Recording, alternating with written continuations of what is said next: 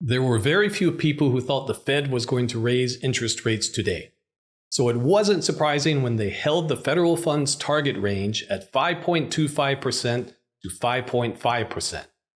What is surprising, however, is how the market seems convinced that rate cuts are right around the corner.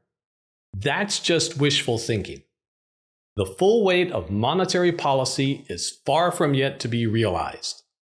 As we've all heard, and hopefully more of us come to understand, monetary policy works in long and variable lags.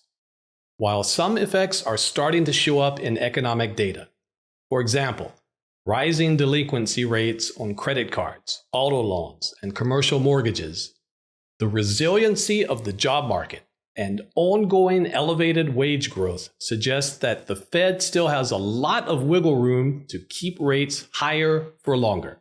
The man himself, Chairman Powell, has remained pretty definitive on this matter, indicating that it's much too early to conclude that inflation is under control and even more premature to speculate on rate cuts. He reiterated that stance in today's press conference. On a positive note, we're at the peak. Rates aren't going any higher. So if you can continue to hold on, you'll probably be all right. On a less positive note, it's inevitable that things are going to get worse before they start to get better. If there's one thing you can say about overkill, the objective is at least accomplished.